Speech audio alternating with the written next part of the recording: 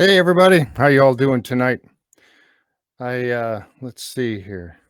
How's everybody doing tonight? Are you guys getting ready for Christmas? How you doing, Jack? I'm doing good. I'm doing real good, Jeff. Cool. You ready for Christmas? Always ready for Christmas. Well, yeah, so am I. I mean, yeah, am I one of those last minute people a little bit? Oh, I have two daughters. They do the shopping. Oh, do they? That's Yeah. pretty nice. And where he goes, my craft hard takes a hit. What are you going to do? Yep. What are you gonna do? So I hope you guys are all ready. And I'll tell you what, pretty good show last night. I enjoyed it. What'd you think, Jack? I really enjoyed it. They got into a lot. They're doing a lot of different things and really going all over the island right now. Yeah, yeah, and that's one of the things that we were able to get when they talked about it in the very first season premiere. They talked about the fact that now that they had the COVID situation going on, that they were able to explore other parts of the island rather than concentrate on the Big Dig, which of course we want to see the Big Dig. But hi Sharon, how you doing? Glad you're here tonight. Jump out there, folks, as you log in. Let us know you're here. For Jack and I, and there you get to see Jack tonight. Jack is on with us on camera. He's all set up with a laptop there, so he can be on with us. Let's see how it goes. Yep, Anne Marie, welcome, Anne Marie. Glad you're here. And Linda, of course, Linda Simpson out there working hard as always. Our gal Friday. Mm-hmm. So yeah, we'll just kind of hang out here for a couple minutes and wait for people to show up. But yeah, I thought it was a pretty good episode. And the fact that they were able to, like you said, jump around in different parts of the island and explore different things. Many of us thought, and I know I was one of them, that thought they were going to really get over to the Ball property and be able to do, some looking over there, which they have not as of yet. But that's okay. We'll take that as it is for now. They had a lot of cast members on last night too. A lot more than what they usually do. Yeah, you're right. Yeah, they did. Yeah, there was a couple of new faces too, or at least one new face that I saw show up on the island. And Liz, I told her about the second time I've seen her or even speak that much or anything. Yeah, exactly. And I know Jan, again, thank you so much for your synopsis that you did for us. Great. I printed it out again. That's the next thing I got to get is a printer. Oh yeah, there you go. Well, I'm one of these. Some people are like, "You print it?" I'm like, "Yeah." What do you mean? Yeah, I printed it. Yeah, I printed it. They're like, "Come on, paper and printing things is so 1990." Oh yeah, I know. I'm one of those people that got to print things out. I don't know why. Hey, I'm 70 years old, so I go back further than that. Hey. Hi Tom, how you doing? Glad you're here. Don Brents. Good evening to you. Again, glad you're here, guys. Really happy to have you. And I know we're getting ready for Christmas, and we debated on whether or not we would do a show tonight. And I thought, what the heck, we'll go out there and we'll do a little bit, and we'll talk about the last night's episode a little bit for those who want to. But I know a lot of people are probably pretty busy. So hi Wanda, how you doing? Where you at again, Wanda? What area? I want to say North Carolina, but I'm not sure. Yeah, hopefully she'll pop up here and say.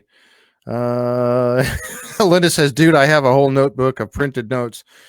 I print Jan's synopsis too. Yep, so do I. I got both of them. One, yeah, at least the one from last week and the one from this week. So I got those. But and a great job on that. Really, really appreciate that. It's very appreciative. There's Jan. How you doing, Jan? Good job on that again. Thank you so much. I'm going to try to, before we get going too much here, I want to bring up. I want to try to get this on my iPad here so that I can watch it on there, so I can see the names, because I'm going to be using my other monitor here for some other stuff. So let me see if I can get this going here. Bear with me just a moment, folks. So, you liked last night's episode, eh, Jack? I did, because they just seem although we're still getting more questions than they are answers right now. Just when you think they've got something. I mean, we look at the last 20 minutes of the show, there were more questions there than there were answers. Yeah, I know. And that sometimes that gets to me too. Is like, well, you guys keep coming up with all these, more questioning things. But Anyway, we'll jump into it here a little bit. Oh, there's Kathy. Kathy, how you doing? Pam Block is with us. Pam, welcome. Oh, Wanda's in Mississippi. Mississippi. Mississippi. All right. That's one state that I have not been in. I've been down to Georgia and Alabama, but I've not been in Mississippi that I can recall anyway. I don't know. As I've been down in New Orleans, I was down there in Sidell, just outside of New Orleans, and then I went into New Orleans. And I couldn't believe, I'm going to tell this little story real quick, but I couldn't believe that I had to walk. I parked quite a bit distance away from the restaurant that I was going to. And as I was walking across the parking lot to the restroom or the restaurant, I got out of this nice air conditioned car, right? I'm walking across. I got about halfway there and I was soaking wet from the sweat and the humidity and everything. It just felt like a hot, wet blanket wrapped around me. I'm like, how do these people live down here? I guess. But I guess you get used to it after a while, just like we do with the cold. Let's see. All right. Yeah, We'll have to do that one. Come down and make a visit sometime. Yeah, that's what I want to say. Come down for a visit. Well, I might do that one day. Maybe not when it's so hot and muggy out, but I guess you do get used to it after a while, don't you? And I'm wearing my my Yooper hat tonight. I am a Yooper, and this was actually a hat that my mother had ordered for me. This one, and I know I have another one that she had ordered for me, and I hadn't worn it yet, so I always have it. It's usually sitting back here on the shelf, but I thought I'd wear it tonight. But anyway, you guys didn't come to hear about that. You came to hear about the show, right? And talk about the show. So I guess we'll just jump right into it. So last night, they what time of year? Have to be in the winter, maybe. I don't know. Thanks, Pam. I do too. So last night they started off in the Money Pit area, and I've got some pictures. And that would have been Marty, Charles, and Terry.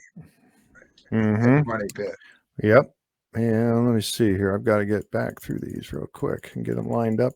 But yeah, they so we started off with the Money Pit, and there we go.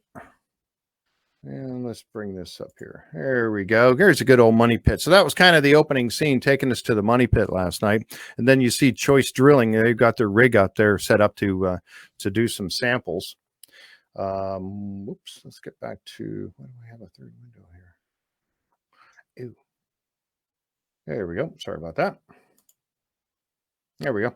So yeah, so there we got the Money Pit area, and then you see that little spot down here again, down here in the bottom left corner. Boy, I can't wait to hear more about this. There's got to be a time when they talk about this some more.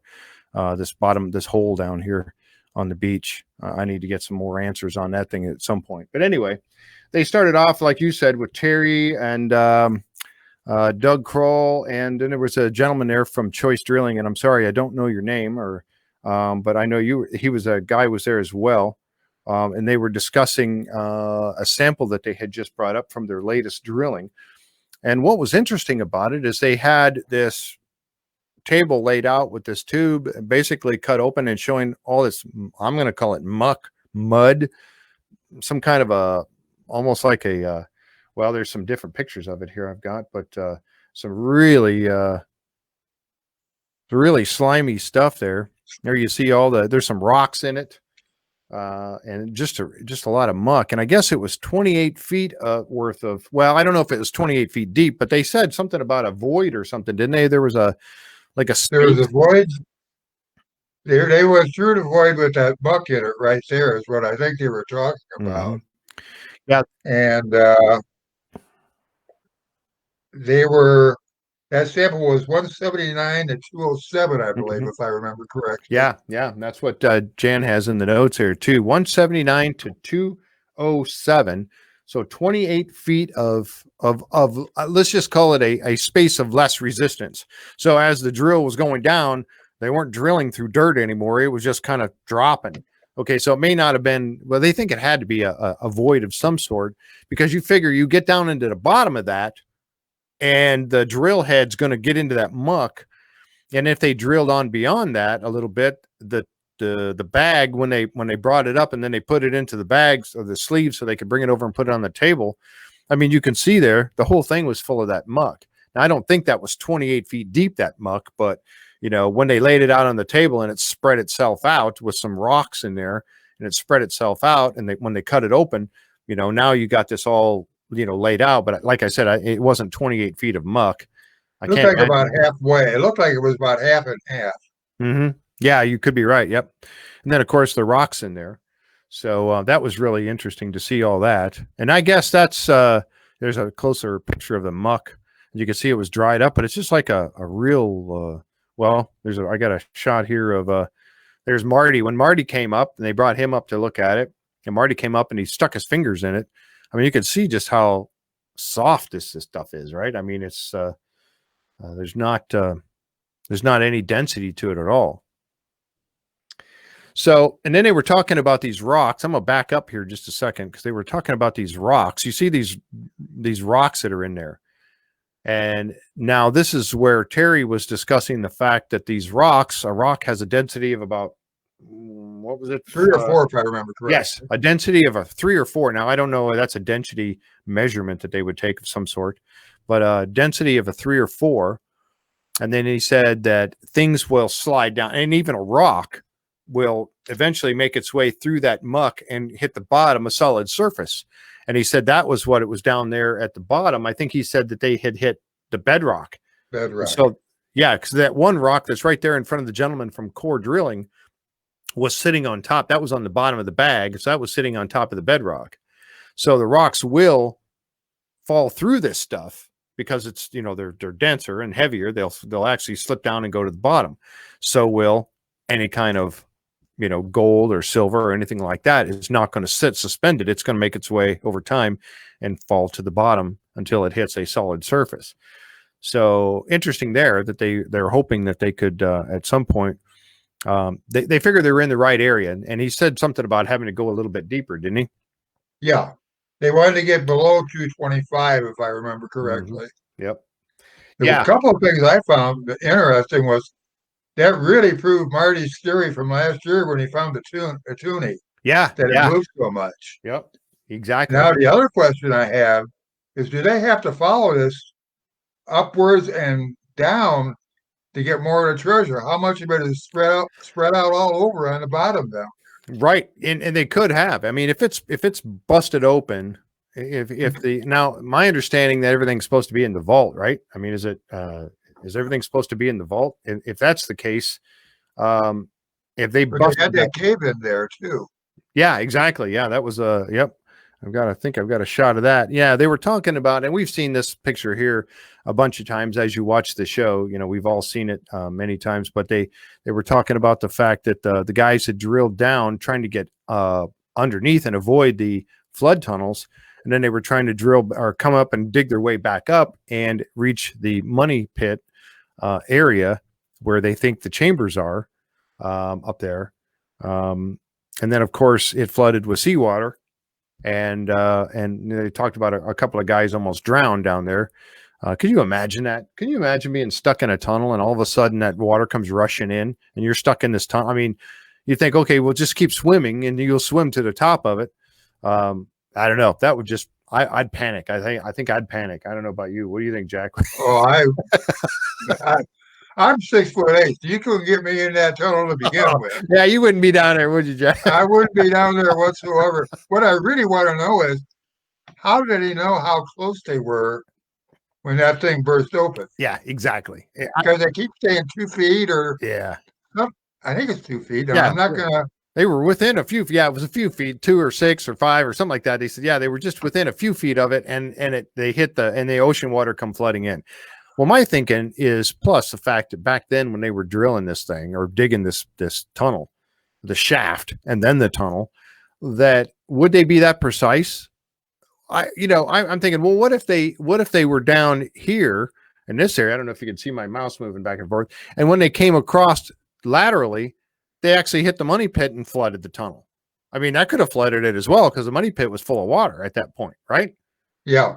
So how do they know they didn't hit the money pit and then flood it and then everybody have to get out? I don't know. I don't think they think they were pretty precise and they keep using those measurements, but I don't know. I kind of wonder about that myself. And they showed it when they showed it on the show of everything falling down in one big pile. If it was in that muck, eventually it would start to, spread out a little bit, I would say. Right. Yeah, I didn't get a good shot of the bottom here, but you're right. All that down there. Well, I wanted to show one more picture.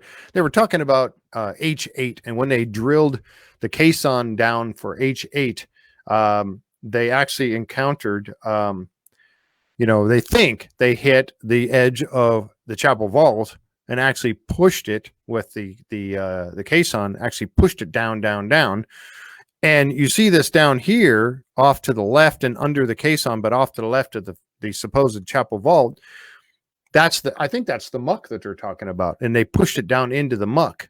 Now, how deep is that stuff? And you imagine that if that thing has been flooded for all these years with seawater, there would have to be a lot of muck and mud and sludge or whatever down here on the bottom. But that's what they figure. They pushed that down in there. But again, that goes back to the big dig when they were talking about doing those barrels. Mm-hmm. It's the same thing going to happen. Is the barrel going to hit that and drive it down even deeper? Right.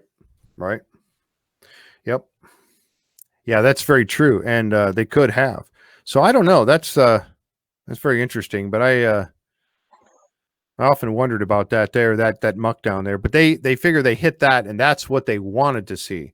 They wanted to see that mud, that solution, that whatever, because that would tell them that they were in, and the void, the path of least resistance, that they were getting no resistance on the drill going down.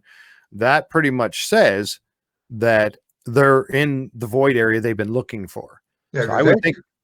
I forget who said it, but somebody said this is what we expected. Yes, yeah, I think it was. Well, it might have been Doug, or it might have been. I forgot. Oh, Terry. I'm not sure, but I think it was Doug that said that. I think this is what we expect. This is what we wanted to hit. Now we want to go deeper. So, yeah. Let's see. Mush is a technical term. Yeah. Mush, muck, whatever you want to call it. Whatever you want to call it. Yeah. Yeah. Yeah. I would imagine that being on the bottom of the swamp too. When they're walking around in the swamp. When I seen Tony Sampson, when he was out there pushing Ian Spooner around in the Dr. Spooner around that inflatable boat, I often wonder, what kind of muck or whatever he's walking around in, down there. I'll give him credit. He was walking around. I would have a hard time getting my foot out of it. Yeah. Oh, I know. Yep. Somebody said, let's see. Who was talking here? Found a new, as it might work. Let's see. Let's see. Oh, somebody said it looks like pudding.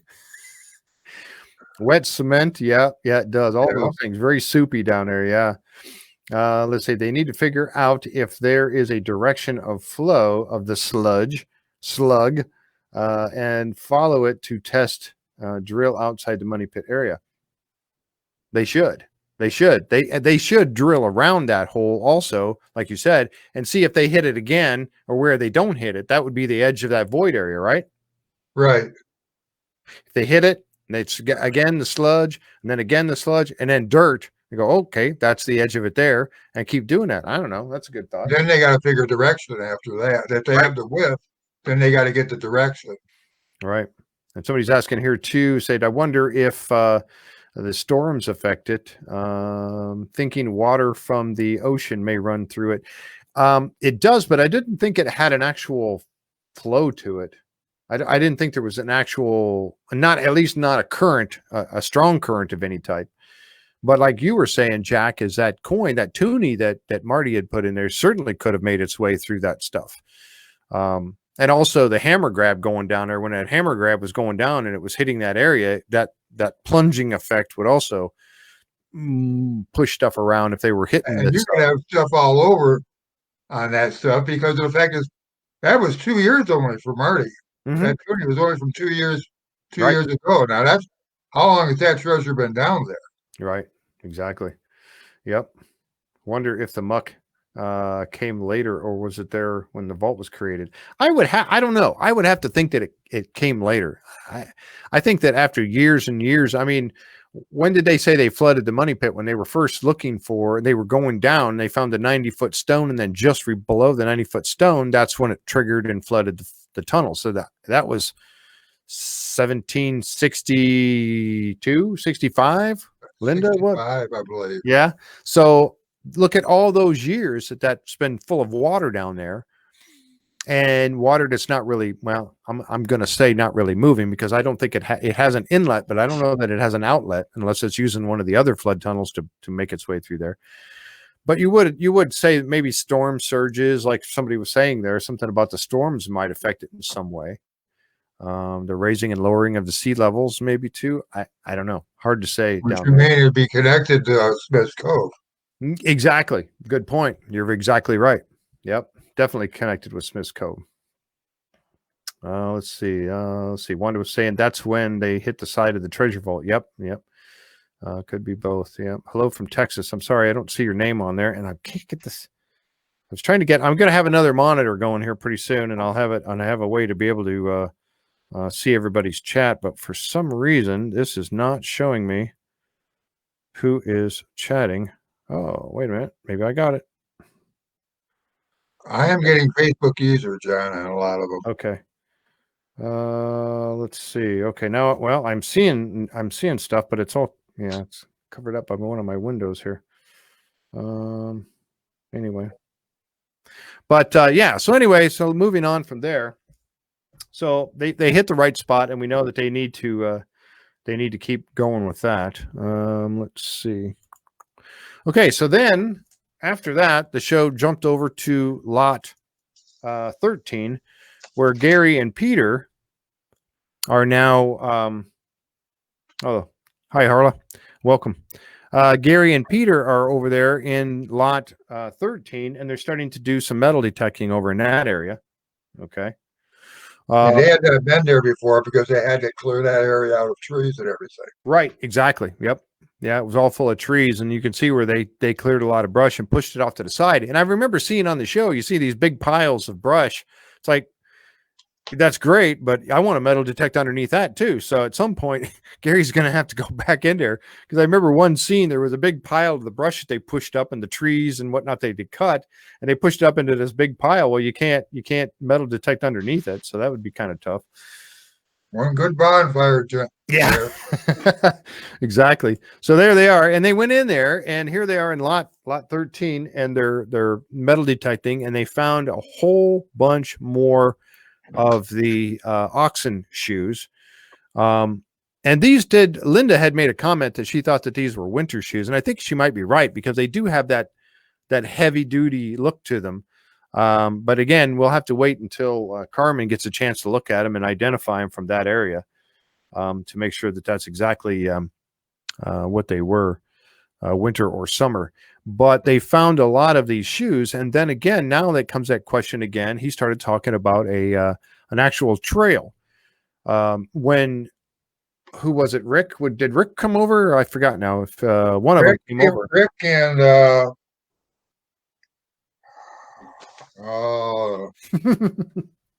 Rick, Carey, and Charles. Okay. Yep. So they came over and they were looking at this, and he was talking about the fact that it looked like, again, same way they talked about lot 15, when they were talking about lot 15 and they were finding the oxen shoes kind of in a line. They were talking about it going from the stone structure down to the southeast corner of the swamp. And now here they are again saying that this could be a path that the oxen might have taken from the top of lot 13, or the beach area up here, down to, again, the southeast corner of the swamp. That could be true. Don't know. I guess more analysis will be coming forth on that. But that was pretty interesting, that, they didn't have a whole lot over there. They found I guess they found like 7. I think at one point I heard Gary saying something, or maybe it was Peter that said something about finding 7 different oxen shoes. And they said they found 3 of them. And also this one piece here that kind of looked like a key, obviously too big for a key. It looked like a key. Mm-hmm. They found them all within a 15. Now, last week you mentioned what that was, and I cannot remember. Fanti or the what? Say that again. Fanti, or they had a name. Carvin had a name for it. Oh, the other piece that they found similar to this down in lot 15. Yeah. It was. I thought he said something about it being on the edge of a cart. Like a decorative piece on a cart. but more military type, he thought. And again, you're right. It does kind of resemble that, and it could very well be. I don't remember how much, if they said how heavy they thought it was. I don't recall them saying anything about it being extremely heavy or anything like that. Let's see. Where did the die come out a few years ago? Smith's Cove. Smith's Cove, and I thought they also said the South Shore, which is off the the south of the Money Pit area. I thought, or the swamp area. I thought. Yeah, I was thinking. Wanda says I was thinking that I need those piles of wood. Oh, you ran out of wood, did you? Yeah, I know. And here it is, all just laying there. Oh no, you hope you didn't run out of wood already. We're just getting started. Don said, I'm looking at some of the chat going by here. Don said Fineneal. I'm not sure. Yeah. What's that? What is that? I don't know what that is. That is what Carmen called it, or I believe, but I can't remember the explanation. I do not have that one written down. Okay. Yeah, Linda was saying the winter oxen shoes have more of a cleat on them, so they don't slip around. Right. Okay. Jan is saying again. Oh, yep. Finale. Oh, is that what you're calling it? I mean, Jeff, what I find interesting right now is that we're getting a lot more British things than what I ever imagined would be on the island. Yeah, you're right. I mean, I'm still a Templar person through and through. Don't get me wrong. Me too. But the British were there a lot more than what we ever thought. Yeah, you're exactly right. And that, because these shoes, at least the shoes that they found down in we know they found coins from a supposed British encampment, but they also found those other oxen shoes that Carmen definitely identified as being, British military type shoes. So definitely, that is for sure, or at least that's what they believe anyway. So we'll have to see what they come up with for this thing here. If this was indeed so I can't wait till it gets cleaned up. Matter of fact, I want to see that other thing from lot 15 that they got also. I want to see that cleaned up and kind of see what that was. Hopefully that it won't just be. Yeah, exactly. I'm hoping that it doesn't just end up being one of these things that we never hear about again, because you've teased us with it. Okay. Even if it turns out to be nothing really important, I'd still like to know. Fini. She's trying to get the pronunciation. Linda is Fini, Fin, and then EE, Fini. Okay. Wanda said, looks more like an eye hook for the ovens. It could be. That's kind of what I thought too. It brings to that part in his right hand there. That part there looks like it might be the eye of a eye bolt or a pin or something like that. Very true. It'd be nice to see that when that's all cleaned up and we can get a good look at it.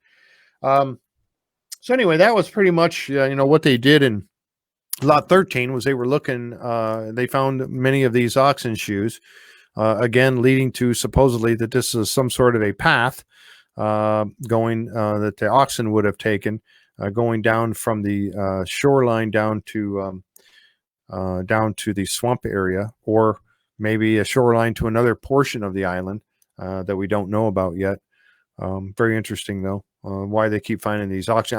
We know that the island was used for farming. There was some farming that went on the island. They said Samuel Ball. I remember Laird talked about the fact that Samuel Ball had 3 plots, and he right at the one end of the island. Yeah, I mean, he did a lot of farming, and he said he did a lot of hard work on that island. So that he had to have some oxen to plow with and whatnot. So, but that would be, like Linda had pointed out, that would be more of a summer shoe. You're not going to be doing that plowing and having the oxen work in the fields in the winter, obviously. So if it's a winter shoe, what does that mean? Why were they having oxen working in the wintertime, if not to haul things from point A to point B? There you go. I mean, and having those oxen shoes so much. So that does the logic says, yes, that was some sort of a path to some degree. Something of importance to the military for the oxen. Yep. So we'll see. Hopefully we'll get that cleaned up and we'll get a good look at that. They may have to take a look at that tile pit again too, just because it seems like that beginning the gate. Oh, you froze up on us there for a second. What was that? Say that again. But they might want to take a look at the tar pit again, just because it seems like that seems to be the center of everything. Right. It does. It really does. You're right. That pine tar kiln does seem to be an area of more significance that we may know, for sure. So anyway, they found that key there, or the key. I call it a key. I don't know what it is. We'll find out. But that was pretty interesting. So that pretty much summed it up for what they did in lot 13 for the show, with Peter and Gary out there, and then Rick coming out and inspecting that particular piece there. So hopefully, like I said, hopefully that won't just fall away, and we'll actually get an answer on what it's about. Now we jump over, and I'm not going to follow the show exactly. I'm going to try to stay with some of the land things that they did right now. But next they had gone over to lot 15. And I'm going to back up just for a second because I want to show the map showing lot 15. Now we know that lot 15 had the stone structure that they're calling the pine tar kiln, right around here, which would be, I guess, a third of the way up from the south shore in lot 15, very close to the money pit area.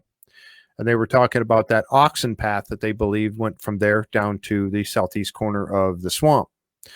So that one there, now they're moving up to what they've called they're finding this rock feature in lot 15. And I'm assuming it's right about in here, probably about a little more than halfway to the north shore through lot 15,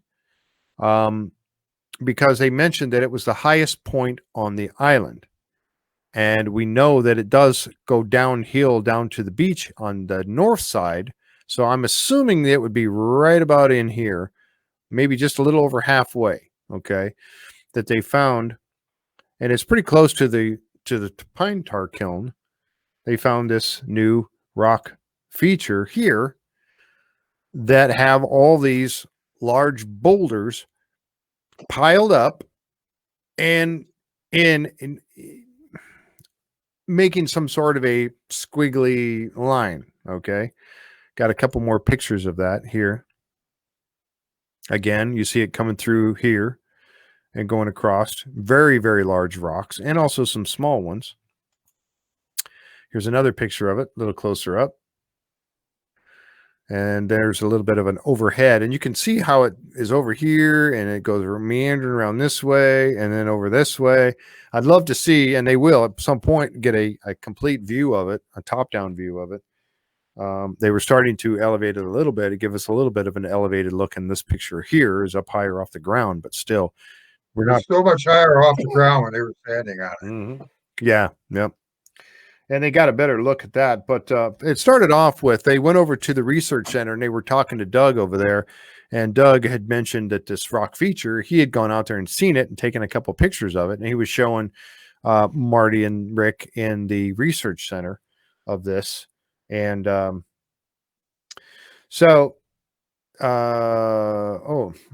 saying it looked at one time, it looked like part of a foundation. Could be. Wanda's saying there was a hollow in the middle. Yeah, there was like a hole in the middle. I remember, I think Rick mentioned that. Something about her having being like a hole in the middle. But it looked like some sort of a rock wall or a rock path of some sort. And they said it was also the highest point on the island. So they went out there, and then they find this curvy area. The one thing I found real strange about that is they asked Dan Heskey about it, and Dan remembered it vaguely, Yeah. but Dan Blankenship didn't think anything of it, so they never really did anything. Right. I mean, and that amazes me sometimes, because that's what I think it was Marty had said, or maybe it was Rick, one of the two, might have been Marty, that had said something to the effect of, we've been on this island for how many years now? We've never seen this. I find that so hard. I know they didn't have access to the entire island at some point, and they still don't have access to the entire island there. I think there's a couple of lots that they don't have access to, but pretty much they got run of the mill. But they didn't always have it. And then, of course, they're concentrating on the money pit. They're concentrating on the swamp and Smith's Cove, whatever. But it just seems to me like, man, I would have been, when I'm not busy doing something, I'd be walking all over that island, anywhere that I had access to, right? I mean, what I did mean, you guys? they were the whole side of the island there for probably 6 or 7 years at least. They Yeah, never went over. they never even went there, and that's what one of them said during the show. They're like, "Oh, we've been here how long, and we've never seen this before." I don't know. That just amazes me. But anyway, so they go out there and they find this feature, and it really is pretty interesting. But again, they bring out Gary. They say, well, let's get Gary out here so Gary can get over here and metal detect this area. So Gary comes out, and now we have a new face on the island. This young man right here who's taken the place of Jack and his shovel. Apparently, this is Jack 2 with his shovel. Actually, his name, I've got it right here. His name is Noah Curry, research assistant. And fancy way of saying the guy with the shovel that's going to do all the work. But anyway, so he's out there. So Noah's out there now. So we'll see if Noah comes up again on the show. But welcome on the show, Noah, coming out and starting to dig for Gary. But so they bring Gary out, and so Gary's going to come out now, and he's going to metal detect on this area to see what's there. And as soon as he gets started, and he starts getting some hits, Gary does right off the bat. I mean, he starts getting some hits, and then here come the researcher, the archaeologist. So there's Laird and Aaron, and there's Liz in the back, Liz Michaels in the back there. She's coming too. They've told them to come in and check this out. And Gary got a hit, didn't he? Did he not? I could have swore I heard. I think he had a hit, and they walked up and he stopped. Now they're on that side of the island, where I think they want to take a look before he digs something up. And I think that's what Laird said before. Yeah. Well, they said, everything on the east side of the money pit they had to have a permit, and everything on the west side, they don't. From the money pit, or from the edge of the, like, lot 15, I guess that would be like lot 15 over. So maybe they do in this area. But anyway, I mean, you'd want to anyway, right? I mean, you've got this rock feature. I guess it was 130 foot, was it? 130 feet, if I remember correctly. Yeah, about 130 foot long, squirging along. And they called it, what does Aaron say? As soon as he gets up there and he looks around at it, and he's, checking this thing out, he's like, kind of reminds me of the Serpent Mound in Ontario, Keene, Ontario. A Serpent Mound. Now, I know there's a Serpent Mound in Ohio. I've actually been there, and my sister's been there too, at some point, I believe. And but the Serpent Mound in Ohio is definitely it's laid out like a serpent. I mean, it really does. But I believe the one in Ohio is actually a burial ground, if I remember correctly.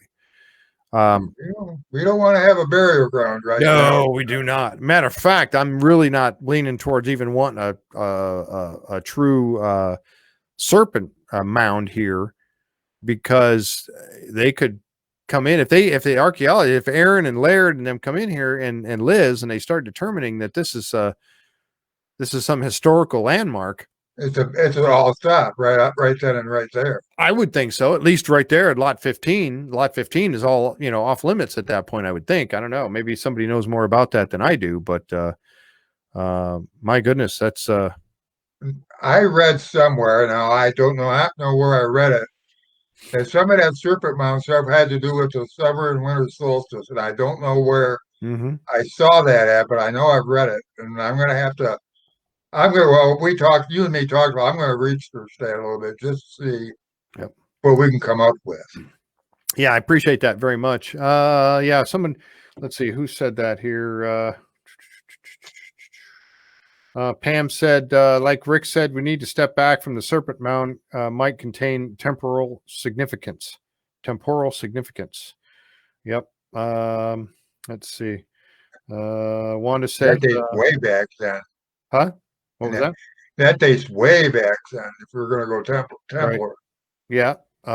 Pam Block said the head of the serpent aligns with the summer solstice, and the tail points toward the winter solstice. Were they talking about this one, or were they talking about the one in Ontario or the one in Ohio?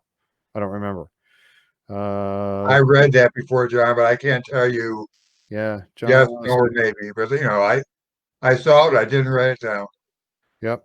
Tom says he thinks it looks like a random dumping of discarded stones, path of least resistance, and that's what I kind of thought that too. Tom, when I saw it, that's kind of what I was thinking. I was thinking that it was probably some sort of a pile of stones, and it could be. You kind of wonder, why would it be covered with dirt? Why would it have all that dirt on it? I guess it depends on how long it's been there and how much growth has happened on top of it. I don't know. Leaves falling on it in the wintertime and then dying and eventually they become dirt, right? So, I mean, why would it have all that dirt dumped on it? I don't know. Yeah, well, remember, Marty said it wasn't a property line because when he looked at it, Right. that was the first thing that he said. Yeah, it was not a property, a fence marking a property line for sure. And they would try to make it straight in any event. Jennifer said, but it doesn't make sense to dump stones up a hill. You're right. Yeah, up a hill. I mean, that's the highest point on the island. If you were dumping the stones, that's very true. Thank you. See, that's why I love this group. That's why we like our members. So you come up with stuff. Exactly. Come up with some great stuff. Exactly. Why would you take the stones uphill to the highest point on the island and dump them there? Unless you're trying to make something from it, right? Good point. Very good point. Thank you. Let's see. Wanda says Mississippi has an emerald mound, but it's not a burial mound. It's in, I got to try to pronounce that word. Natchez? Natchez? Natchez. Yeah, Natchez. Natchez. Okay. And Jennifer said, made me think of the Serpent Mound in Scotland. I guess there's some all over the place. You got a lot of research to do, Jack. You got Larry, so does Larry, because Larry said he was going to look into it also. Yeah, he did. You're right. Yeah, he put himself on the line, said he was going to be looking into all of that. Yeah. What I'm interested in is what they were talking about was doing that 3D dimensional. Yes. From up above. Yeah. Because that would tell you an awful lot dimension-wise and maybe getting underneath it a little bit to see what it actually is. Yeah, exactly. And that they're going to have to. And that's what Steve was out there. Steve Guptill was out there also, and Steve was looking at it. And he had made the same, remarks that him and Laird are going to have to get out there and get a 3D mapping of it. And then get some overhead. So, with the trees, how can they get LiDAR or something? I don't know how they're going to get. They'll figure it out. They'll get it done, I'm sure. And we'll hopefully see that in upcoming episodes. But what do you guys think? I mean, what do you think it is? I mean, we heard Serpent Mound. We heard a pile of debris. And didn't Rick said that it was not... it wasn't Nolan's. Fred Nolan did not do anything with it. Right. Because he asked Tom about that. Yes, right. Yep, he asked Tom, and and he said nope, it wasn't Fred's doing, because that's what Laird did.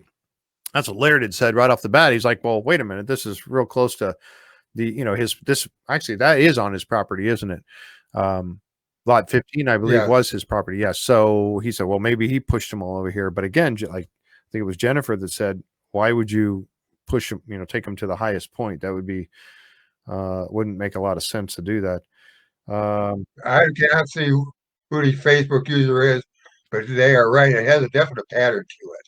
Mm-hmm. Yeah. You look a long way going down. Yeah, that was Pam. Pam said that. Yep. It definitely has a pattern to it. And then Pam also said, let a drone do the work. You're right. And I would like to see the pictures from the drone footage but again, it's in the trees, and I don't know if you're going to be able to really see it with all that, cover, tree cover. But you're right; it definitely has a pattern to it. What did I didn't say. Remember Rick talking about this? Now we'll have to go back and search. I didn't remember Rick talking about this. Rick didn't say a whole. Rick wasn't saying a whole lot throughout this. Rick was observing as much as anything. Right. So you need to step back from Serpent Mound. Yeah. Might contain temporal significance. Yeah, we're going to have to check on that. I don't remember him saying that either, but yeah, we'll have to find out about that. But what was kind of interesting, and this is some of the things that I know that our wonderful Jack Campbell's going to look up for us. He's going to do a little research, but they had talked about the Serpent Mound that is over in Keene, and now Linda had to look this up for me because I thought they said Key. I had to go back and I kept listening to it. She said it was in Keene, Keene, Keene, Ontario, Canada, where they had 6 elongated mounds. and they're thinking that maybe those are as much as 2,000 years old. So up to 2,000 years old. So that goes back quite a ways. And they talked about that one was constructed by a ancient culture by the name of the Point Peninsula Complex. Now that seems like an odd name for an ancient culture, doesn't it? I mean, that's Point Peninsula Complex. Okay. Well, Jack's going to get us more information about that. So we'll see what Jack comes up with. But I wanted to look into that some more, and maybe even the Serpent Mound in Ohio. I mean, Jeff, there's another comment. It may be done on purpose as a place for others to look for coming to the island. Maybe that's a marker. Oh, that's a good point. I don't know if you can see the person that wrote that. Let me go back and see if I can see. I can scroll down here to where I can actually read with. Let's see. Wanda said about a 3D. Right, come down a little more, a couple more. Yeah, trees. Let's say maybe the drone, the purpose of place. Oh, okay. Maybe done as a this was Sharon Irving Thompson said maybe done on purpose as a place for others to look for when you're coming to the island. Very good point. Very good point. That very well could be. Oh, temporal. Oh, yeah, temporal. When he said temporal, I think he said Templar. Maybe, I don't know. Or he's referring to the Templars when he says temporal.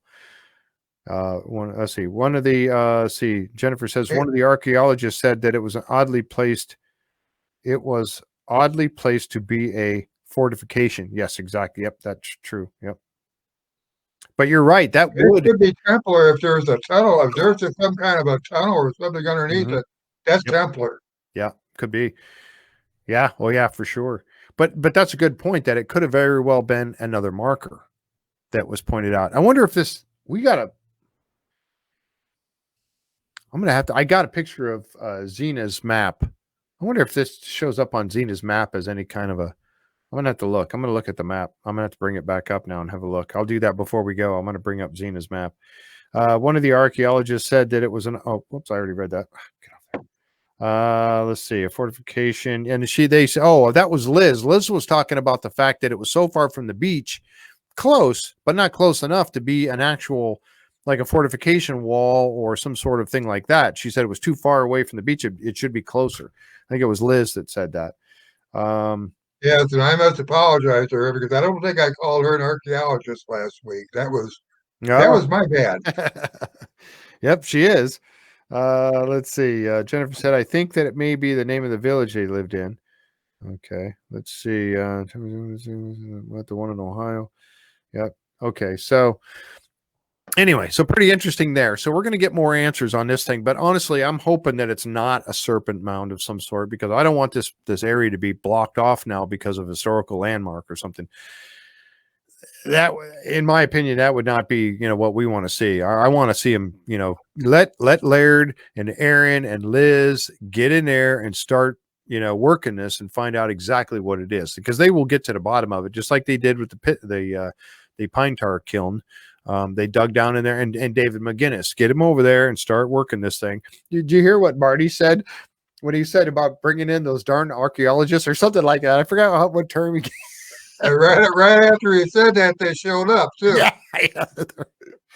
That's pretty funny. I know he was just joking, but remember when he came on the island, when him and Rick first got to the island, they went over, he was talking about, boy, we got all these guys here. Because when those guys are working, they can't really do anything else. They got to just stand back and let them do their thing. So, I know it probably, they want to go in there with the excavator, just start digging rocks up. Let's just dig a big hole and see what this is all about. Nope. You got to do it. We got to do this. We got to do it right. We got to do it the way the book says and get our brushes out. Like I was talking with Aaron last week, and that was great. Aaron was wonderful, wasn't he, guys? Oh, he was wonderful. I really enjoyed having him. Pesky archaeologist. Yeah, thank you, Linda.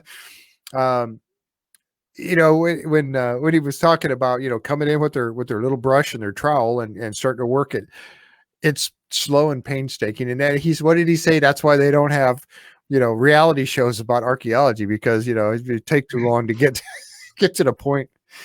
Well, look what they did, how much they messed up the money pit so bad that they can't do anything anymore. Yeah, that was Dunfield.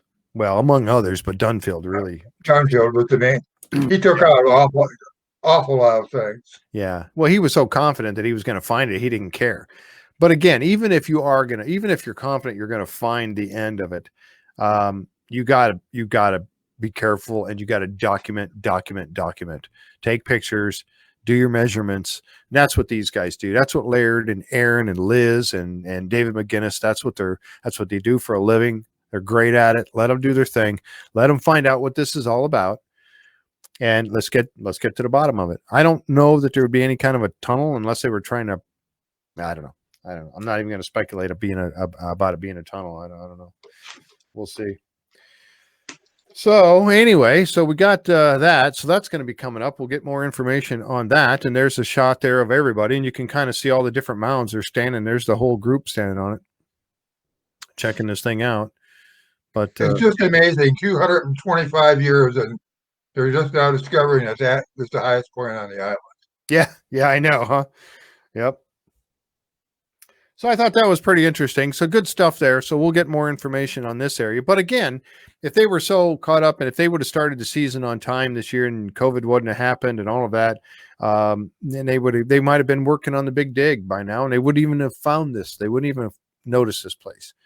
But I remember I was talking back a few weeks ago when Gary when they were working in what is now in lot 15, where it is now the pine tar kiln. Gary was out with, I think it was Jack, when he had and they had that new metal detector that Gary had, the something 6,000 or whatever it was, with that big rod. It went down 60 feet or something like that, if I remember correctly. Yeah, and remember when he was walking around, they were in lot 15 and they were north of the excavation of the pine tar kiln, and he found a rock. He actually climbed up on these rocks with that detector. And I wondered to myself, and I thought, well, we need to find, I remember mentioning that we need to find out what those rocks were all about. I wonder if that was part of this that he saw, and maybe he said something to Doug, and then Doug went out there to get a closer look, and voila, they find this big rock feature out there. So I don't know. Interesting stuff. So we'll get more about that in upcoming episodes. So let's see. I think I covered that pretty well. So, and we got our new guy out there, Noah. So from there, we jump to the next part of the show, which they went back and forth, but I kind of grouped us all together. And we got the guys going out to the diving. Now, this is part of the show that I was really looking forward to, simply because I want to know what's out there under the water. This is one of the areas, Jack, that they had not really spent a lot of time. And we know that Tony has gone out there and dove before. He went down with Alex, and they were looking for the rock. There was supposed to be a rock down there that had that they saw a directional rock or something. Yeah, and it kind of had a pointy, like it was kind of pointing toward the money pit area or something, which that rock could have very well been about or very shallow or whatever at some point. But they dove down there, and everything was covered with so much growth, seed growth, that they couldn't, and they're not allowed to pull it off. And he's been out there diving before and seen other things that I'm like, we need more answers of what's going on under there. I have no idea what it would take to get a permit for underwater searching, but my goodness. But I really wanted them to get back to this. I really wanted them to get back out here in the water. And after they had done last week, and they had done the scanning with the downward scan, the sideward scan, and then the one that actually looks into the muck a little bit to see what kind of structures there might be. It was interesting that they finally got out there with this. And I wanted to see, let's see, there had to be a wharf towards the island. That was Pam. Looking like Smith's Cove and Swamp have landing sites or a wharf, so that they were for what purpose? The swamp. I wonder if there's two different sets of people. We're now we're talking maybe Templars and British or Templars and French. You might be right. Using different ends of the island. Yeah, you might be exactly right. Good point. because that very well could be. If it's different people coming to the island and using different things, or people coming back here, they've seen, oh, it looks like there used to be a wharf here. We can rebuild this, and they could rebuild it and use it again. So anyway, here we go. We got Tony going out with the boat. You see the boat. There must be 10 people on 10 people on that boat. You only see the 4 or 5, the guys that were out there. But it's kind of funny. There's Tony. Make sure he's got his new banners on the side. I don't know, but I say new. I don't know if those are new, but you see Tony's got his banner here, Salty Dog Sea Tours, So he's got his going there and say, oh, yep, it is. Look at that. Boom. There's one on the one on the other side of the boat. You gotta remember they took a camera crew out with them too, and that had been 4 or 5 people. Yeah, look how many people are on here. There's Tony with his scuba gear on, and there's Jack and Alex and Peter, and I don't know who this guy must be, a tender helping with the scuba gear guy right here. And then you got a camera guy back here. You got another guy sitting there, and then you got another dude back here. So what's that? 1, 2, 3, 4, 5, 6, 7, 8 different people on this boat, and there might be another one hiding, plus all the gear and cameras and stuff. But anyway, here we go. Salty Dog Sea Tours. Remember that. Salty Dog Sea Tours. Don't forget about that. Tony Sampson. Let's see. Who we got in here? So I've got some more chat going by that I've kind of missed here. Let's see. Then they had one that said it's hard to get a permit for underwater here. Oh, yeah. Yeah, she said that. I heard Tony said you pretty much can't get permits for underwater. Yeah, we definitely need your expertise. We need Tony someday Tony's will come on the show for us and we can talk to him about this kind of stuff. Happy birthday, by the way. I think it's yes, Tony Sampson, happy birthday to you if you're okay. Well, hopefully we're back. Again, I didn't touch a thing. I'm just talking away and all of a sudden it just ended. So I don't know if it's my internet connection doing that or not, but we got to get this rectified because I can't keep having that happen. Sorry about that, folks. Let me get things going here again. There we go. It has to be my internet connection. That's all I can imagine.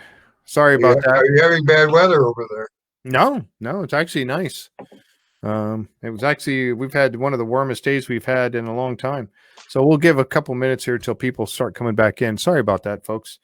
We got 6 people on here now. It looks like, man, I don't know. Sorry about that. All I can say, it has to be my internet connection. Now we're going to have a part 1 and a part 2 again. And we're getting some folks back in now. And we'll get going. The island. I agree, Dad. Dad says it's the island. Always something. Yeah, trying to keep me from figuring it out, right? I know. Yeah, Sharon said she thought it was her. We got 7 back now, it looks like. Sorry about that, guys. Again, I don't know. Like I said, it has to be my internet connection because all of a sudden it pops up and says, "How was your experience?" Terrible, because I just lost it. I didn't touch anything. I had my hand on my iPad. I was scrolling on my iPad. That was on my finger, and that doesn't connect to this at all. So I don't know what was going on there. Yeah, you know too much. The man who knew too much. Yeah.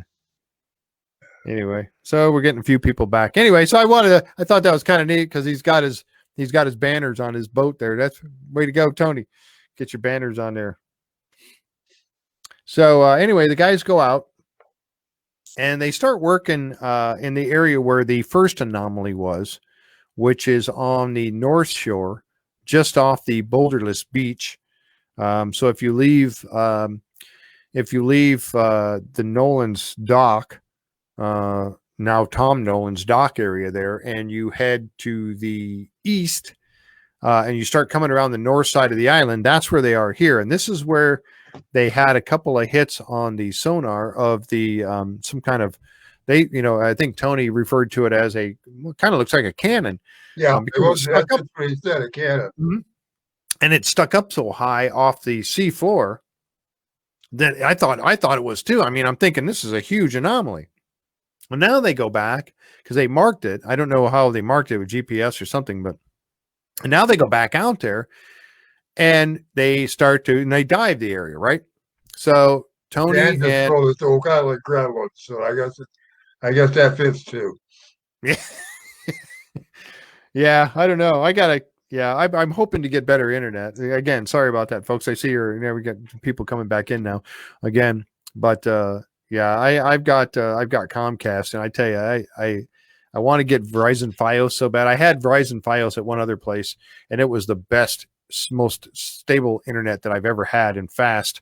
But where I live now, I don't have it here. It's coming. They say, oh, 2021, we'll have it in there. So I can't wait.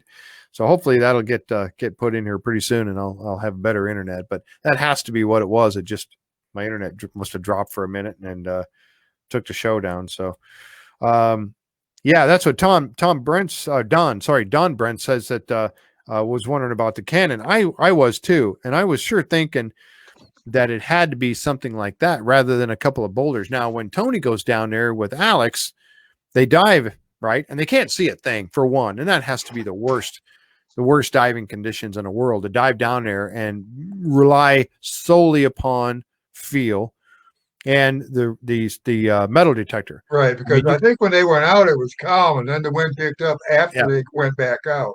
And it changed directions. According to Tony, it changed directions. So, oh, Linda just asked if we're trying to come back. We're already back, Linda. All right. We're here. Where are you? Yeah. I'm going to send her a quick message and tell her we are back.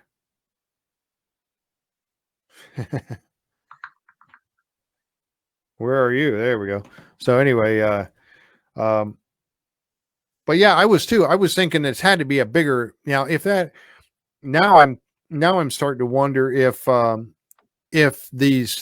anomaly that they saw in the scans were they really these big rocks. Now we didn't see the rocks; they didn't show them to us, but they said Tony was saying that the metal detector was going crazy in that area. Right. So it was going nuts down there just around those two boulders. And when they asked him later in the war room, that he had said that it wasn't just like a couple of spots, it was a broad area. Now, how broad of an area or wide of an area, we don't know. But he said it was only around those two boulders where he was getting all the hits on the metal detector. But they really couldn't see. The current was really picking up down there, and they were really having to fight the current to stay in place or to try to move around a little bit. And it was so much of the under, the silt and stuff had been kicked up. They really couldn't see and very they had well. communication problems, which And the communication problems, right? Exactly, which kind of leads towards the spookiness of Oak Island. So anyway, yeah, a lot of different things there to be concerned about. But they definitely, as Tony was saying, they want to dive again at that area one more time to make sure that they can get down there and have a look at that in better conditions and get a better look. And again, Tony, you're going to have to, well, we'd like for you. You don't have to. We'd like for you to come on sometime and talk about these kinds of things after the fact. I'd like to find out about the whole permits thing. How tough is it to get these permits? Or can you even, to be able to look down there? I mean, you're getting hits. Is that good enough to go and tell them that we want to get a permit because we got hits on the metal detector and here's the film footage of us getting those hits. Let us go down there and see what's there. Is that possible? Will they let you do that? I don't know. I'd love to find out though. So anyway, so they did some scanning down there, and then they really had no conclusions. They had to come back up because they weren't able to really find anything other than the hits. They came back up out of the water at that point, and they started heading around around Isaac's Point and coming around down to the south shore of the island. And I put this picture in here because this is where Ian Spooner and Rick were out in the inflatable boat, and Dr. Spooner was taking his metal rod and he was going down in the water trying to find different things. And I want to ask you guys, when you were watching this segment, this was last week, not yesterday, but this was last week's segment. But I brought this up because how many of you were like me and thought that at some point Spooner was going in the water? He was going over the side of that boat. I think I told you earlier that I thought that Rick was reaching for his belt to pull, Yeah, I thought that too. I seen Rick was kind of made he's like, and he made it sound like, whoa, because I thought for sure there was a couple of times where I'm watching, and he's just pushing that thing down there and he's leaning out. There was a couple of times I thought for sure he's going in the water. This man's going to be wet, but I don't know how he didn't do it, but he didn't fall in there. But that was pretty funny. So anyway, from what he had found here, and from the scanning that they had done in the ocean on the other side of their little roadway there, they had found some anomaly that a ledge.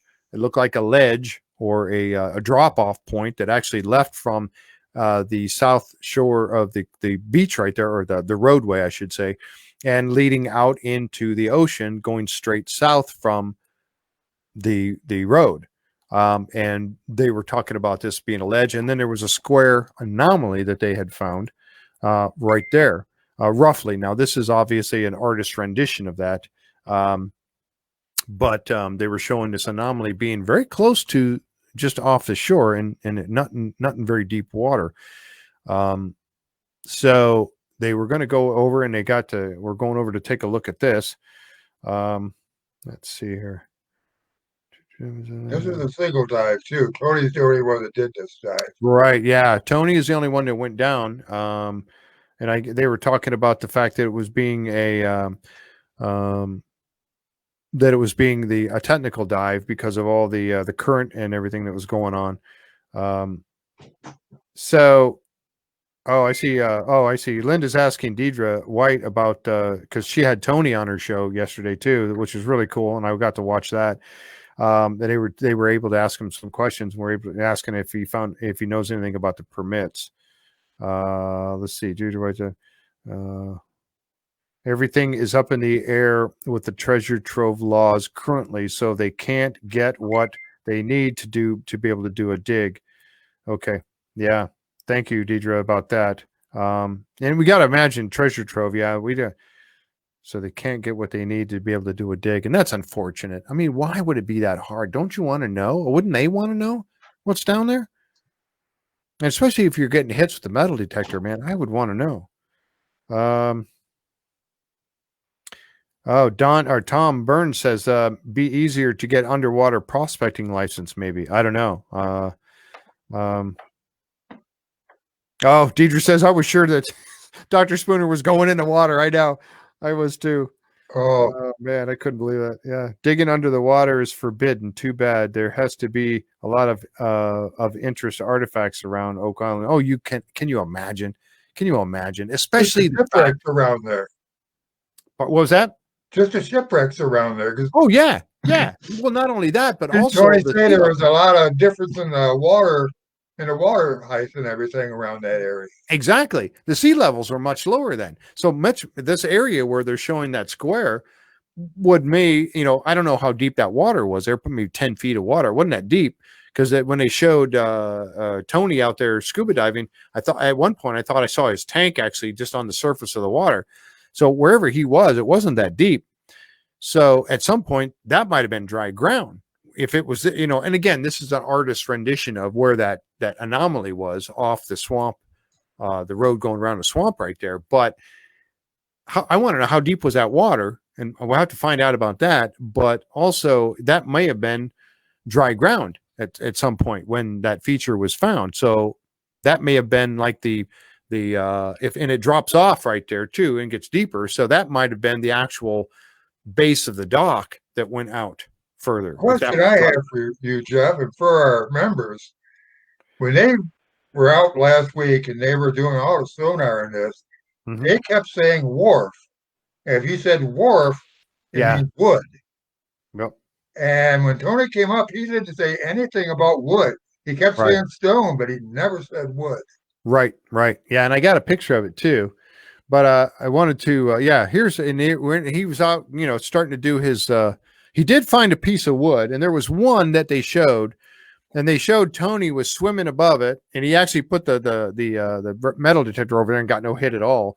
But he took his hand and he was like swishing the water to get a look at this, and it looked like a piece of planking, or maybe not planking, but like a post, a squared off post of some sort. See, when they did the sonar, it looked more definite last week when they did the sonar. Yeah. Oh, the square anomaly. Yeah. Yep. Exactly. You're right. It definitely did. Let's see. I was looking at Linda said, I thought they said the province couldn't afford monitoring and permitting of all that underwater. That could be. Yeah, it could be.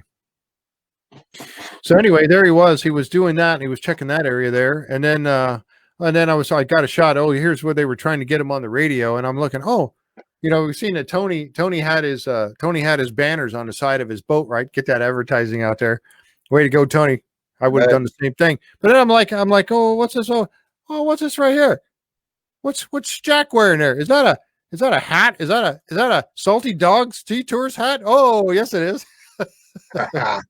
So he got some more in there, some more advertising.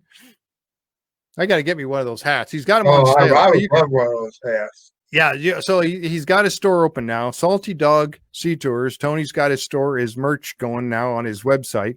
So check it out on the internet. Go out to Salty Dog Sea Tours and check out his merch out there. He's got hats and hoodies and all kinds of stuff out there now. So I'm gonna have to get me one of them hats. Hopefully I like the mail into the States now with this COVID and everything else. Mm-hmm. Anyway, I had to point that out, but he's getting his advertising shots in there. But anyway, so this is what the camera saw, or what Tony saw when he went down there, when he was in the water. So they were looking at these rocks. Now, they did say on there that he found a rock feature in the area, and they said that the announcer said it looked like it was a squared off rock feature down there. And what I was thinking when I saw this, I'm looking at this and I'm thinking, boy, this is very, very reminiscent of the rocks in the paved area in the swamp. What do you think, Jack? Yeah, it does. I mean, it's almost like an extension of it. Mm-hmm. Yeah, exactly. That's what I was thinking. Now, and again, I'm not when I saw where the boat was sitting, when you look at the show and you see where the boat is sitting, it looked like the boat was actually like off. When you see the road of the triangle swamp, right? And the road goes around the bottom. Okay. It looked like it was basically right off the middle of that triangle. They were right down off the middle of that triangle, working that area of the swamp or in the ocean offshore. I was thinking that this was more over toward that ledge, which would be more toward the southeast corner. Off of there, where they were talking about the wharf, and then there's that drop off right there. That's where I was thinking it was. So I'm a little confused, and again, I'd like to get we got to get Tony on one day. So, and I know he can't talk about it until it's been completely aired. And we have not seen the end of this stuff here yet. We know that there's going to be more because they drain the swamp, and we haven't got to that on the show yet. They will be draining the swamp, and they will be digging. I think that's actually coming up in the next episode, because they look like they were digging in that southeast corner. Isn't that where they found some wood structure in the southeast corner? I saw that on the previews for next week. Mm-hmm. What I would really like to see is Dr. Spooner had that map when they were at the picnic table there, and it showed the 1600s, the 1700s, and everything. Yes. I would like to see a bigger version of that, because it was very tough for my TV screen to catch. Okay, I'll bring that back up. I do have that. Let's see here. If you know what I'm saying, I really couldn't. He was talking 1200, 1300, but it was tough to tell by the various colors and everything. Where was he pointing? Right. Let's see if I can. Let me go find that. I do have those pictures that I had from last week.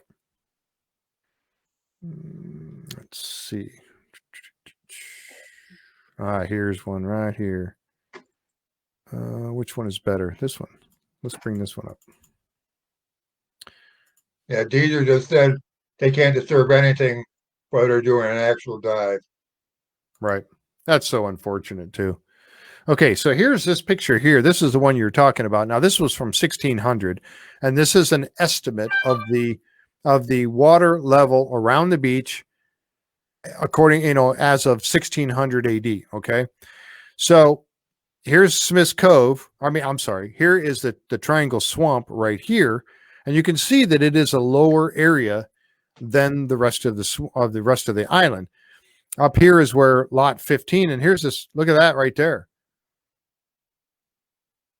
Lot 15. Well, let's see, the swamp, and Lot 15 is on the east side of the swamp, right, just outside of the money pit. So the money pit would be over here. Let's see, South Shore money pit would be right about this area. But look right here. I'm glad you had me bring this up, Jack. Thank you for that, because look right here. Do you see these anomalies right here? Is this our lot 15 Serpent Mound? Is that what this is right here? So you see these like ridges right here? Right. I don't know if you can see where my mouse is pointing, but isn't that odd? This whole area right here looks very odd. It has some kind of like a path to it, or a ridge. I just noticed that. Isn't it? They might be visiting this picture again. I would like to see them blow it up a little bit more, at least the shoreline more, where you could tell the various colors that they had and everything. Yeah. Yep. Now this is where, now see, they were saying, I thought they said the box shape anomaly was, see this right here? This is where I was thinking it was. And this is off of the southeast corner of the swamp, which would be right about here. And you look straight out here, and here's this square by. That's what I thought. I thought it was over here. And then here's this drop off. This is a real big drop off down to deeper water where a boat or ship, a galleon or something, could possibly come up here along here. That southeast corner, he definitely said, was a deep water area at one time. Right. Yeah, exactly. Spooner did say that. And that area, that structure that they found would be right about in here in the southeast corner of the swamp. But that would make another question for Oak Island. He's also said the swamp was 1220-ish. Yes, yes. Uh-huh. And no, I can't, Linda. Unfortunately, I can't make it bigger. I don't. Let me see. Maybe I can. There's another look at it here, a different one. But go ahead. I'm sorry, Jack. I cut you off there. No, I'm just wondering. We're going 1220, and when was that put in? I mean, we don't have some dates that we can really say. Like the wood, I would like to know that wood wall. I'd like to know if they could date that just to see what it is. Right. Let's see if I can. I'm trying to make this picture bigger. I can if I maybe do make it so. Or you can make my head smaller. That'll help tremendously. Hang on a second. Let's see what I can do.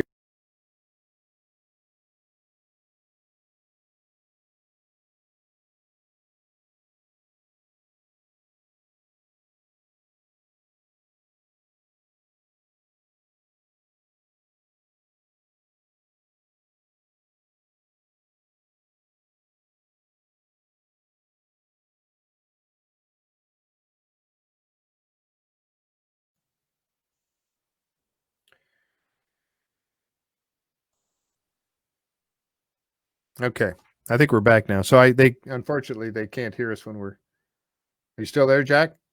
I'm here. Okay, I got you. Yeah. So anyway, I tried to make that bigger for a moment so everybody could see it a little bit better, what I was talking about. But interesting how those lines are up there. But anyway, I thought that's where I thought this was. And now when they showed it on the TV show, the boat was actually sitting right out here, kind of in the middle of the bottom of the triangle swamp, sitting out here, and found that square anomaly. I thought it was over here. So we'll have to get some clarification on that. I'll need to find out if what's the situation with that. But I thought that was pretty interesting as well. So, and we're going to hear more about this in the coming days because obviously they've drained in the swamp. They're going to start working this area here in the southeast corner, and they did find an anomaly there. We know that, and they found, and I think that's the wood structure that they found. We can hear you. Okay, audio is back. Okay, thank you, Deidre. Yeah, sorry about that. Yeah, I was be live. Anyway, we'll get there. We'll get there. We're new at this still. So anyway, I thought that was pretty interesting. So we'll get more information as we go along on that in next week's episode, because that was one of the neat things they were talking about next week. I think that was one of the things I remember. I was gonna. Oh, I think I do have the episode. Maybe I can play the commercial real quick. Linda sent it to me. Let me see if I can bring that up.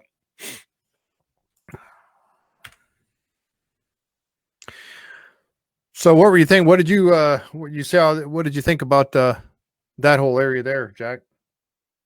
That area what got me is when he was down in the water doing it, how wide that area was. 70 feet across or something like that, if I remember what Dr. Spooner did, and connected to the other side. Yep. Yeah. So we'll see. I'm really curious about that. And I really think that that's a very good possibility that was some kind of a wharf or something that, let's see. I'm trying to find this. I want to bring up this little video real quick. There we go. Okay.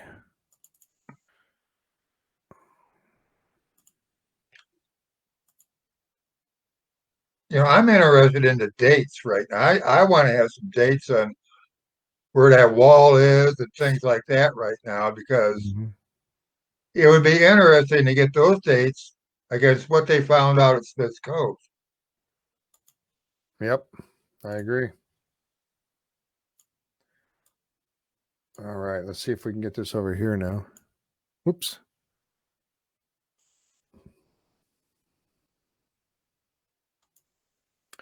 Oh, let's see here.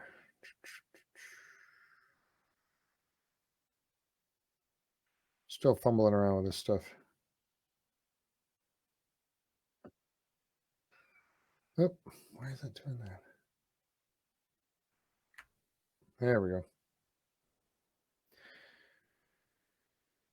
Sharing screen. So anyway, we'll get more on that as we go. But I was watching that that promo for next week, and they definitely showed that they were digging in the southeast corner of the swamp. And I was trying to remember what else was on it, and I'm having a little trouble bringing it up here for some reason. But I'm curious to see what's happening with that. So anyway, we can go ahead and start wrapping it up. And I was going to just check and see if there was anything else that anybody wanted to talk about. Let's see. Sharon says, could a ship around a lot 15 load off of their boat using ox cart to bring supplies to the island? I would think so. But again, I don't know for sure. That's kind of what Gary was leading to, when he talked about the fact that, the ox, they were finding the shoes in the, on the ground there. So, that's Another what he was Facebook alluding user to. here says, wonder if the axe could have been used to pull a ship into the swamp area. That's interesting. Jennifer asked that. For sure could have been a wharf. Yep. Yeah, that's true. I don't know. I don't know if the oxen, you'd have to have quite a few that would be able to do that, especially if it was windy. Jennifer said in that image, it looks on the right side, the swamp is cliff. You can see. Can you post that image in the group? Yes, I will. I'll put that image up in the group chat. Very good point. Thank you. That way you guys can download it, make it bigger, and get a better look at it. Jennifer asked, I was wondering what that deep line from the top is from the top down the swamp. It looks like at the end of the pine kiln. Could be. Yeah. Yeah. Very interesting. Let's see. The only Tom says really only one reason to build something like that out into the water. Definitely a wharf if man-made. Yeah, exactly. I agree with you.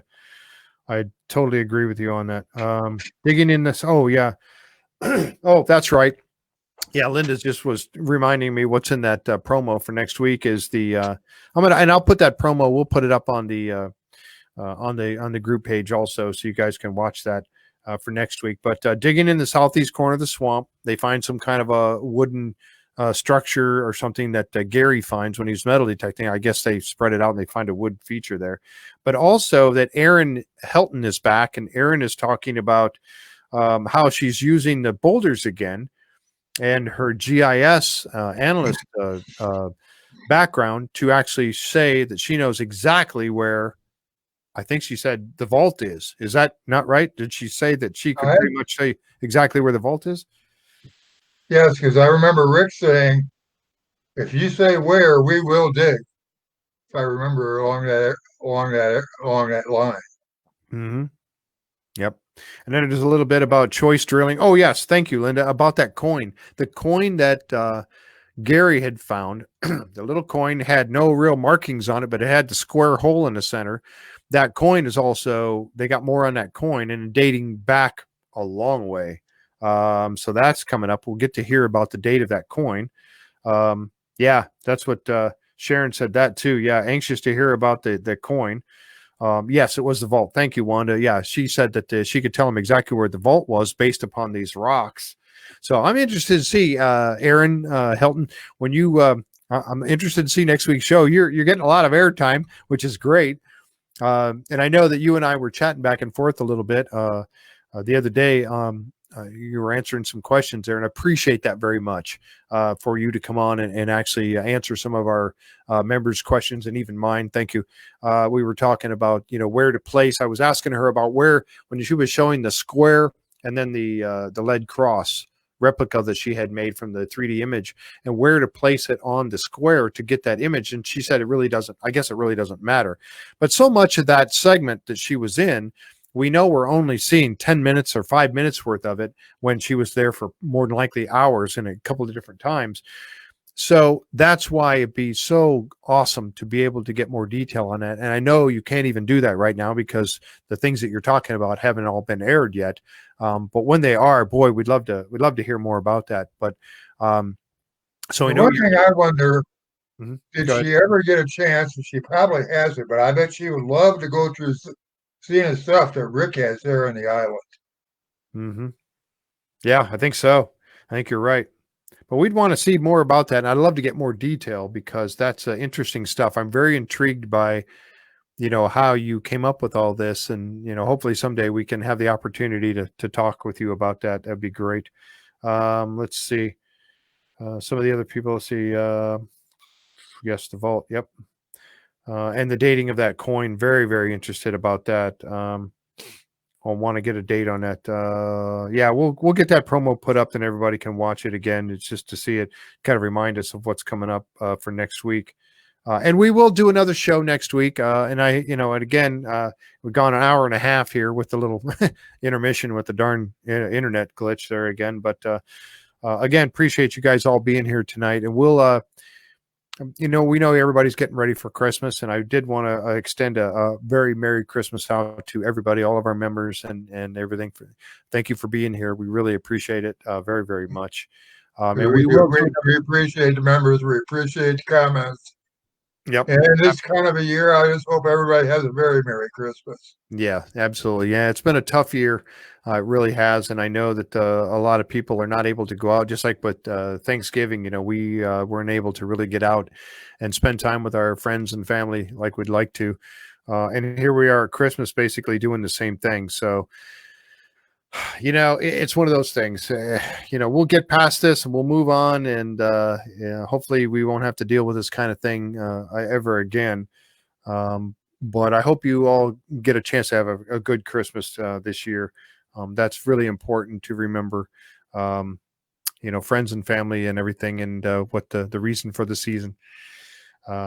And I know that I do. So I really hope that. But again, thank you so much, everybody, for being here. We will be on again next week. We'll do a little short show.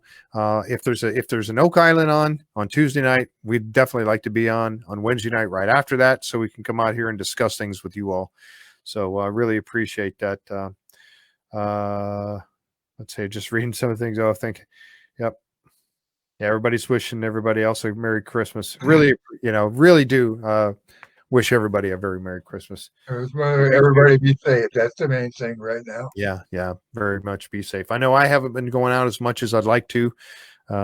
Certainly haven't, but I know I was showing a little picture that I had of my own where I have my my disc golf. I love to play disc golf. I don't know if I told you that before, but I love to play disc golf, and now it's winter time and I need to practice. So I actually brought my basket in the house. That was an experience. It sits in the back of my family room, and I can go in my living room on the other side of the house, and I can throw through the dining room all the way over to the family room to hit the basket over there. So I've only hit the wall a couple times, but it doesn't really, but I'm going to work on that wall again anyway. But anyway, so got to stay in practice, right? It's too cold outside. But anyway, all right. So we're going to wrap it up, folks, and we really appreciate you being here, and thank you so much. And everybody have a very Merry Christmas. Linda Simpson, thank you so much. Oh, thank you, Linda. Jan, thank you so much for doing your hard work on the synopsis. We really, really appreciate that, and it's a great benefit to everybody in the group. And Jack, my co-host out there, Jack Campbell, thank you. And there's Jack. He's on with us tonight. We'll be here. So we'll be here again next week, and we'll take it up after next week's episode. Everybody have a great night and a great week and a very, very Merry Christmas. All right. Good night, everybody. Thank you for being here.